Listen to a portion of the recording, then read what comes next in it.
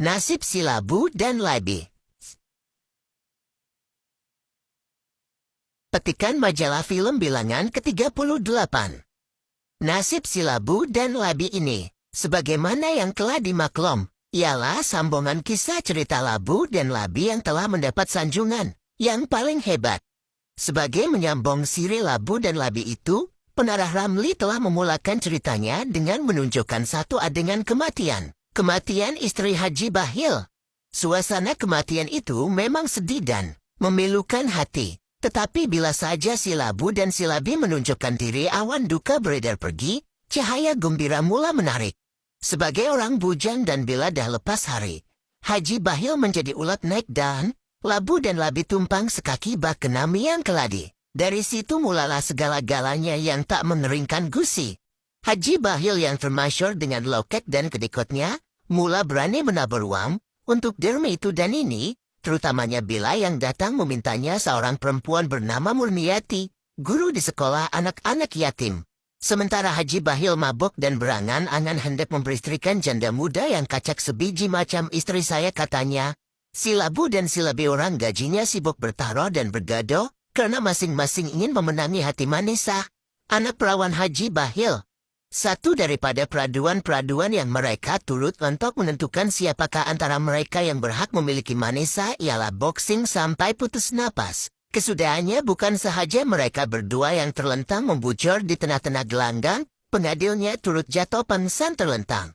Setiap kali pemungut-pemungut derma, selain daripada Murniati datang, Haji Bahil diserang penyakit ginjal yang membuat si Labu sentiasa mengeluh dan si Labi turut main aduh. Hanya senyuman Murniati yang dapat membuka pintu besi Haji Bahil yang tumpu berisi dengan uang beratus ribu. Dengan sepatah kata, Murniati dapat derma dari Haji Bahil yang berlipat ganda, sehingga Cikgu Murniati telah menjadi satu-satunya guru yang banyak sekali mendapatkan hasil untuk sekolah anak-anak yatim yang diuruskannya, dan Haji Bahil pula diangkat menjadi penaung, karena jasanya dan jiwa dermawannya. Makin jinak Murniati dengan Haji Bahil, makin berubah sikap dan gaya Pak Haji yang lokek dan kedekut itu. Dia sudah lupa mengikat sarban. Dia dah tak hiraukan kain pelekat, berseluar pendek, bergaya dengan kot pantelun dan tali lahirnya, sekejap-sekejap memisi rambut, karena ingin sangat melihat dirinya segar dan kacak, terutamanya bila berhadapan dengan Cikgu Murniati. Sungguh pun demikian, Haji Bahil masih dapati lidahnya sentiasa keluh hendak menyampaikan maksud yang terpendam di kalbu. Waktu berkelah, bila saja dia nak bisikan jeritan batinnya, si Labu dan si Labi datang mencengah. Di sekolah, bila Haji Bahil berdua-dua ensana dengan Murniati, dan hendak menyatakan bisikan hati, datang pula Cikgu besar Habsyah memotong mati.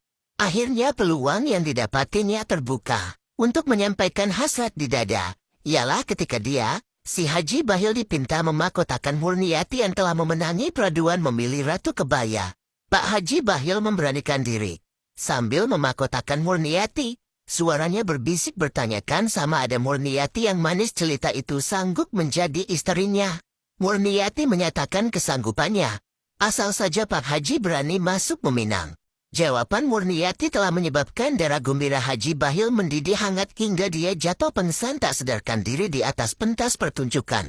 Peristiwa itu sudah tentu menyebabkan anak perawannya berasa malu. Tapi apa nak dikata? Pak Haji tidak lagi menyangka dirinya tua, bahkan dia sudah bertukar muda belia.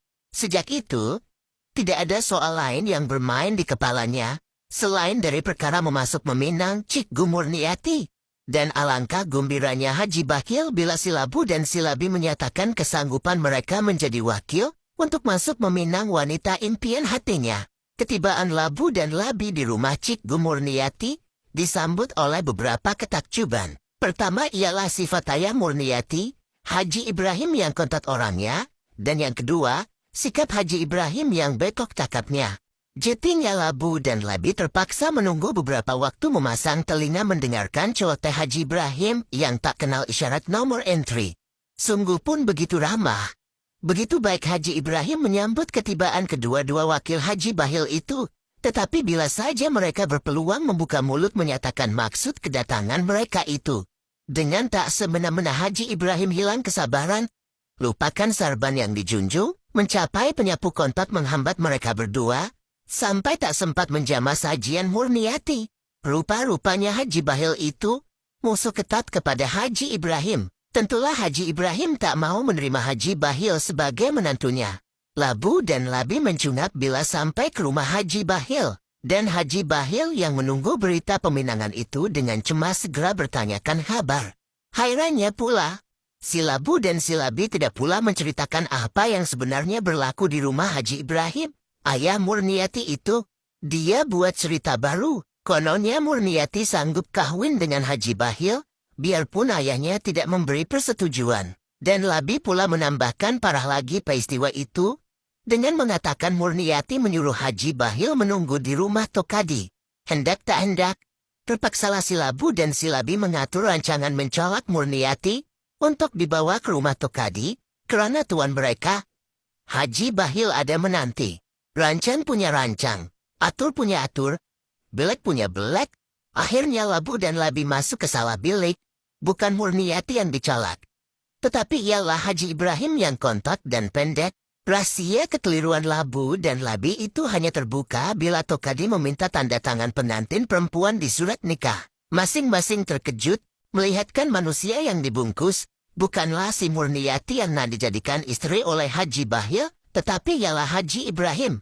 Ayah Murniati yang menentang keras perkawinan putaranya dengan Haji Bahil tua kutub. Tua tak sedar diri, katanya. Biarpun beberapa kali Haji Bahil mengaku kesalahannya dan banyak kali pula membahasakan dirinya anak dan memanggil Haji Ibrahim bapak.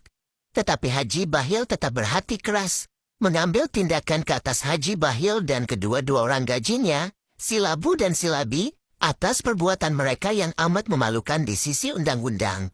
Kata Haji Ibrahim, nasib si Labu Labi mengakhiri kisahnya dengan nasib yang benar-benar menyukakan hati, karena Haji Bahil, kembali Bahilnya tak ingin menjamin dan menyelamatkan kedua-dua orang gajinya itu dari hukuman. Tinggallah mereka dalam penjara, dan Haji Bahil kesorangan sebagai bujang ganyut.